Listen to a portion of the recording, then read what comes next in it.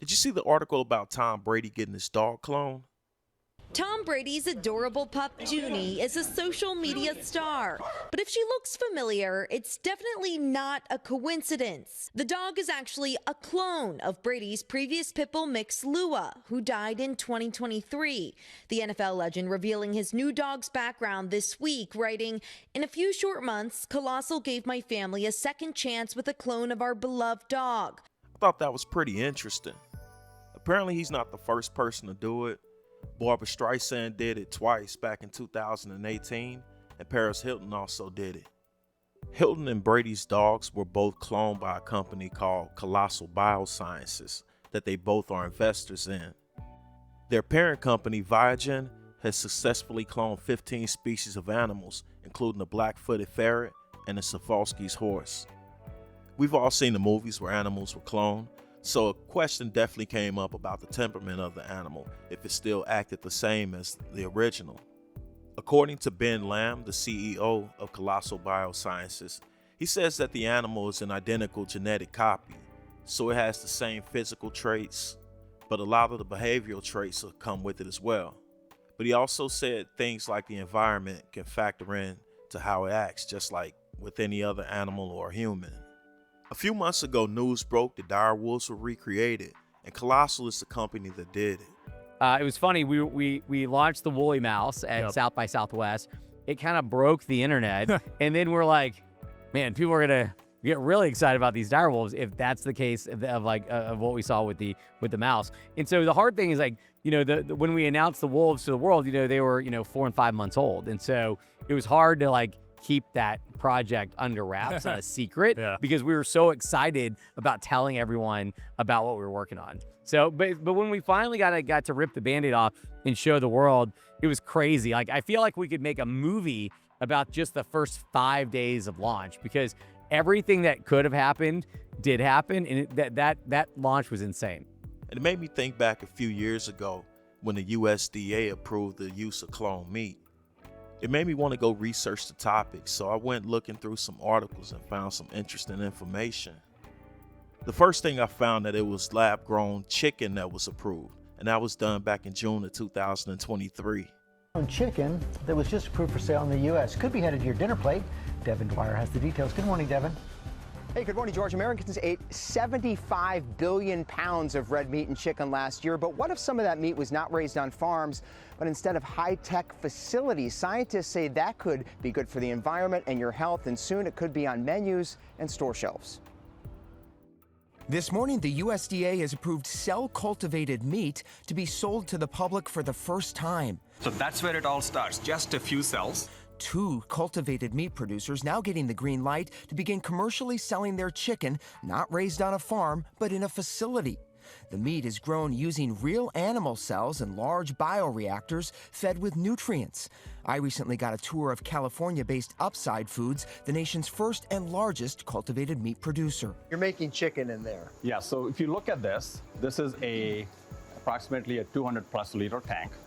And we take cells from a chicken or an egg. It takes 2 weeks to grow the equivalent of 1 chicken, 1,000 chickens, or 100,000 chickens. So you're saying in this factory you can make more meat faster and cleaner than an average farmer? Well, ultimately, yes. The company says cell-cultivated meat could help feed the world's booming population using a fraction of the land and water of animal farming and help reduce greenhouse gas emissions. Many experts say more study is needed. Seeing that made me think about something else.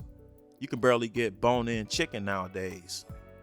You got whole restaurants now dedicated to selling just chicken strips. That made me look a little further, and it led me to 2 companies. First, there's this company called Eat Just. They've created a variety of lab-grown chicken products like sausages and fillets. They have a subsidiary company, Good Meats, that's placing their products on the tables of homes in Singapore. Good Meats teamed up with brothers Andre and Ryan Huber to offer their products in their store, Huber's Butchery. They've also teamed up with various restaurants that offer their products. And the other company I found was called Upside Foods. The interesting thing with Upside is that they only sell their products to restaurants, and they've been doing this for years. They let the restaurants know everything that's involved. is very detailed on their website. Only problem with this is that the restaurants aren't telling us. People are out here thinking that they're eating cut up chicken breasts, but you're actually eating lab grown chicken. So let's go to the Upside website and see what they have. So when you go to the website, they have a few different tabs you can click on. They have one section that says, what are the ingredients in your first product? Their answer is, as our first product is currently only sold in restaurants, our USDA approved label is simple. It contains 1, the name of the product, farm cell cultivated chicken, 2, the ingredient line, and 3, safe handling instructions for the product, which are the same as those for conventional chicken. The ingredient line on the label is also short cell cultivated chicken, maltodextrin, transglutaminase, which is a binding agent. Maltodextrin is a white powder made from starches like corn, rice, potatoes, or wheat. It's a highly processed carbohydrate used as a food additive to improve the texture, consistency, and taste of foods. Although it's derived from natural sources, the production process involves cooking the starches and breaking them down with acids or enzymes. It's commonly found in pastries, candies, and soft drinks. So basically, it's unhealthy. Transglutaminase is meat glue. It's an enzyme that binds proteins together. You're going to find that in just about every processed meat. The companies say that you get all the same nutrients that you get from regular chicken. Basically, what I come out of this is that no matter what cut of chicken you get, you're basically getting a chicken nugget. With that in mind, I found another article by cychicken.com that was published on November 5th that was very interesting. They talked about the pricing of it. According to this article, the price for the lab-grown meat is substantially higher because of operating costs and also because they want it to be seen as a novelty.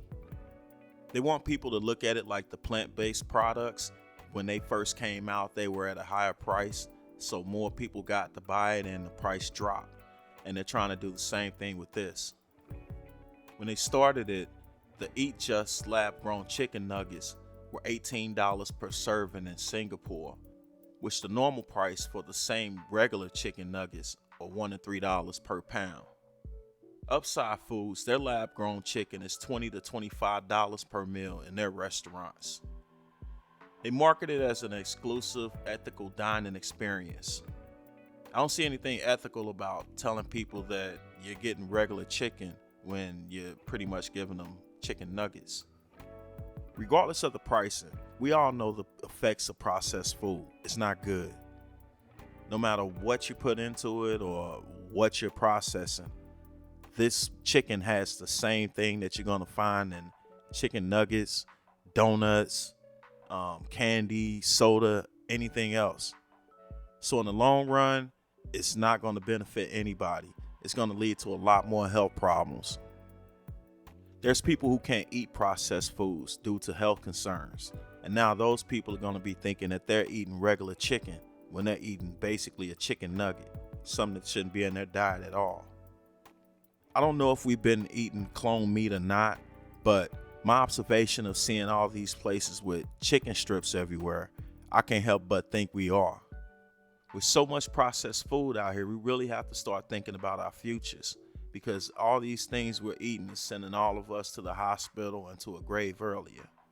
The company says they hope to get it on restaurant menus in the next few weeks, then maybe on store shelves in the next 5 years, and dozens of startup companies are getting in on the game, guys. You mentioned the texture, so is it more like tofu? You know, George, it was pretty close to chicken, but maybe a little bit rubberier. You have to give it a try for yourself. A restaurant in California is going to roll it out next month. Would you guys try it? I think I would. I do like the reduction in animal cruelty, but we'll see. Rubbery didn't sell me. I've been thinking about becoming a vegetarian.